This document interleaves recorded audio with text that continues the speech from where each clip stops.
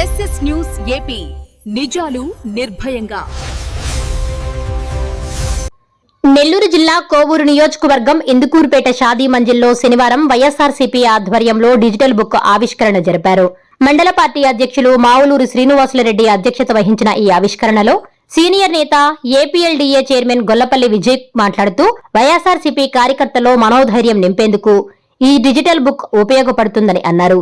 కూటమి నేతలు red book పేరుతో వైఎస్ఆర్సీపీ కార్యకర్తలను, నాయకులను, సోషల్ మీడియా నిర్వాహకులపై పోలీసులు కేసులు బనాయిస్తున్నారని తెలిపారు. నిష్పక్షపాతంగా తమ ప్రభుత్వం అధికారంలోకి వచ్చిన వెంటనే డిజిటల్ బుక్ ఆధారంగా కార్యకర్తలకు తగిన న్యాయం కల్పిస్తామన్నారు. వైసీపీ నేత బట్టేపాటి నరేంద్రారెడ్డి మాట్లాడుతూ రెడ్ బుక్ కు డిజిటల్ బుక్ కు గల వ్యత్యాసాన్ని కూలంకుషంగా వివరించారు. ఈ కార్యక్రమంలో మండల స్థాయి, గ్రామ స్థాయి వైఎస్ఆర్సీపీ నాయకులు, కార్యకర్తలు పాల్గొన్నారు. ఎలక్షన్స్ వరకే పార్టీలు ఎలక్షన్స్ వచ్చిన తర్వాత రాజ్యాంగంగా బద్ధంగా అన్ని పార్టీ నాయకులు, కార్యకర్తలు, నాయకులు, ప్రజలు అందరూ సమానమైన ఉద్దేశంతో ప్రతి సంక్షేమ పథకాలని అందిందని కూడా పార్టీ అని చూడకుండా అందరికీ వర్తించే విధంగా చేసిన ఘనత మన వైఎస్ జగన్మోహన్ రెడ్డి గారికి. ఎందుకంటే వాస్తవం కూడా ఎలక్షన్స్ వరకే పార్టీలు, ఎలక్షన్ తర్వాత అందరూ సమానులే.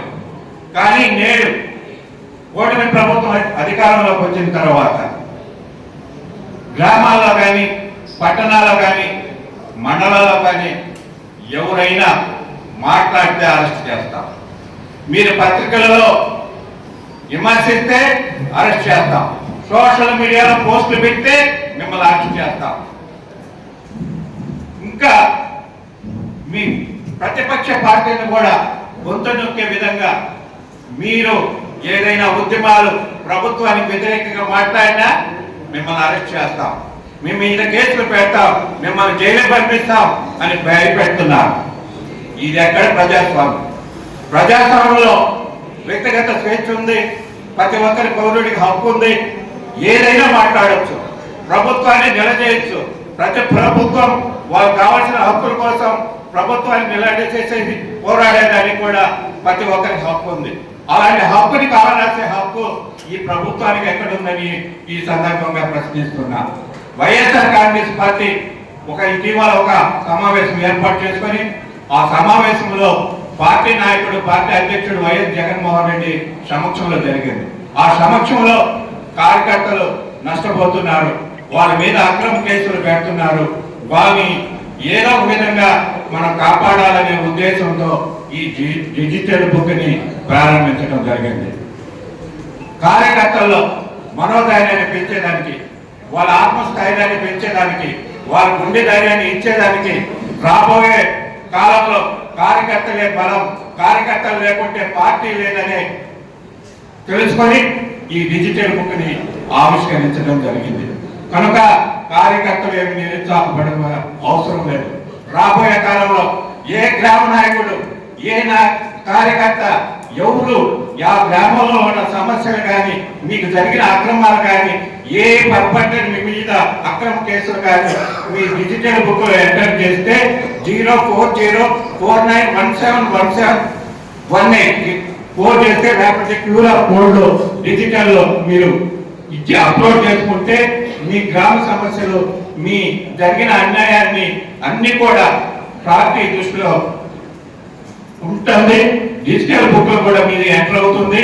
రేపు అధికారం వచ్చిన తర్వాత 29లో మన కార్యకర్తలకి, నాయకులకి న్యాయం చేస్తారు. తప్పకుండా మీరు చేసిన మీకు తప్పకుండా అధికారాన్ని మళ్ళీ మనం తీసుకుంటున్నాం. కనుక కార్యకర్తలు బాగా పనిచేద్దాం, అందరం నాయకులు అందరూ సమిష్టిగా పనిచేద్దాం. వర్గాలు, విభేదాలను పక్కన పెట్టి అందరిగా పార్టీ కోసం పనిచేసి 2029లో వైఎస్ జగన్మోహన్ రెడ్డి గారిని ముఖ్యమంత్రి చేసుకోవాలా. అలాగే ఈ నియోజకవర్గంలో ప్రసన్న కుమార్ రెడ్డిని కూడా అత్యధికంగా మెజార్టీతో గెలిపించాలా. మనం కార్యకర్తలు ఈ డిజిటల్ బుక్ వినియోగించుకోండి, ఏమి నిరాశ పడవద్దు. రాబోయే రోజుల్లో ఏ గ్రామాల్లో ఎవరు పెత్తనం ఉండదు, ఏ గ్రామ నాయకుడు, ఏ కార్యకర్తలు ఏది చెబితే ఆ పనే జరిగేటట్లు కూడా శాసనసభ్యులకి నాయకులకి ఆదేశాలు ఇస్తున్నాడు మన ముఖ్యమంత్రి జగన్మోహన్ రెడ్డి గారు. కనుక కార్యకర్తలు నాయకులు భయపడాల్సిన అవసరం లేదు. రాబోయే రోజుల్లో గ్రామ కార్యకర్తల నాయకులదే పెత్తనమని ఈ సందర్భంగా తెలియజేస్తూ, మీరందరూ మీకు జరిగిన అన్యాయాన్ని, మీకు ఏదైనా ఇబ్బందులు జరిగిన అన్ని కూడా డిజిటల్ బుక్ ద్వారా ఎంటర్ చేసుకొని మీ సమస్యలని దాంట్లో అప్లోడ్ చేసి భద్రపరుచుకుంటే రేపు అధికారం వచ్చిన తర్వాత మీ సమస్యలన్నింటినీ కూడా క్షుణ్ణంగా పరిశీలించి వాటి మీద చర్యలు తీసుకుంటారని పార్టీ ఆదేశించింది. కనుక అందరూ సద్వినియోగం చేసుకోండి. కనుక అందరికీ మనవి చేసేది, డిజిటల్ బుక్ మన రాష్ట్ర నాయకులు వైఎస్ఆర్ కాంగ్రెస్ పార్టీ అధ్యక్షులు జగన్మోహన్ రెడ్డి గారు ఆ యొక్క డిజిటల్ బుక్ ని ఆయన 2.0 అనే యొక్క దాంట్లో భాగంగా ఈరోజు అదొక మహోన్నతమైనటువంటి ఒక కార్యక్రమం తీసుకురావడం జరిగింది. ఆ యొక్క దాన్ని పురస్కరించుకొని దాని ద్వారా మన కోవూరు కాన్స్టిట్యున్సీలో అన్ని మండలాల్లో కూడా ఈ యొక్క డిజిటల్ బుక్ యొక్క ప్రయోజనాల గురించి అందరికి కూడా వారు తెలియజేయడం జరుగుతుంది.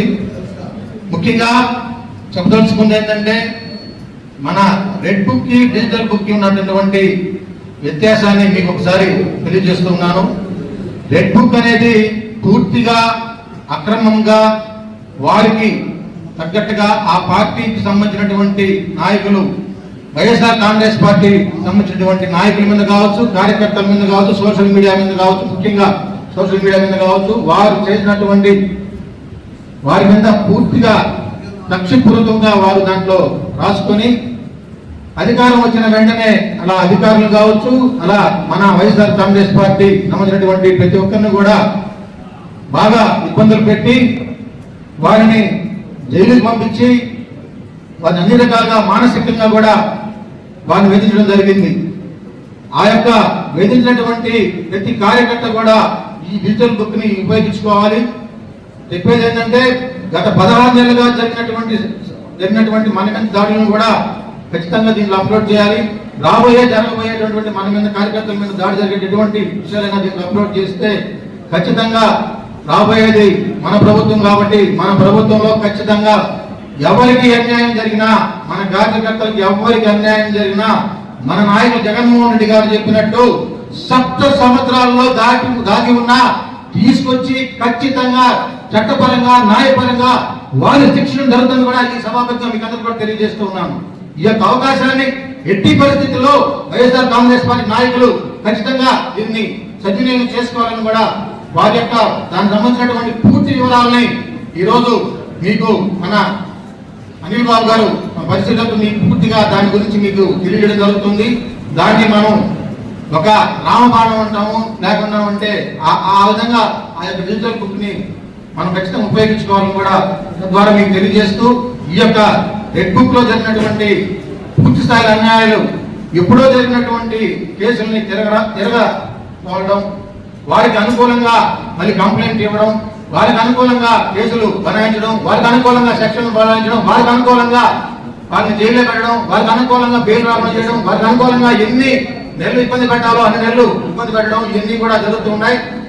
చిన్న ఉదాహరణ, మన 6 సార్లు మన కోవూరు శాసనసభ్యులకు ఎన్నికైనటువంటి ప్రసన్న కుమార్ రెడ్డి గారు, అలాగే ఒకసారి మంత్రివర్గంలో కూడా పనిచేసిన వ్యక్తి మీద ఇంటిపై దాడి చేస్తే ఈరోజు దిక్కు దివాణం లేదు. అంటే ఎటువంటి దాడి చేస్తుందో ఈ యొక్క ప్రభుత్వం. పోలీస్ వ్యవస్థను కూడా పూర్తి స్థాయిలో వారికి తగ్గట్టుగా వాడుకొని వారిని ఆ వ్యవస్థని పూర్తి స్థాయిలో నిర్వినియోగం చేసేటట్టుగా ప్రజలకి ధైర్యం చెప్పాల్సినటువంటి పోలీస్ వ్యవస్థ, కౌన్సిలింగ్ చేయాల్సినటువంటి పోలీస్ వ్యవస్థ ఈరోజు వాడు కూర్చొని కౌన్సిలింగ్ చేసుకోవాల్సిన పరిస్థితి ఏర్పడింది. అంటే వారు కూడా తెలుసుకోవాల్సింది ఏంటంటే, ఎల్లకాలం ప్రభుత్వాలు ఉండవు. మీరు చదువుకున్నటువంటి చదువు కావచ్చు, మీరు పడ్డ కష్టానికి కావచ్చు, ఖచ్చితంగా దాని తగ్గట్టుగా ఏది అన్యాయంగా మనం కేసులు పెడతామో అది ఖచ్చితంగా మనం అనుభవిస్తామని కూడా వారికి తెలిసి కూడా గవర్నమెంట్ అయిన ఒత్తిడి వల్ల వాళ్ళు చేస్తున్నటువంటి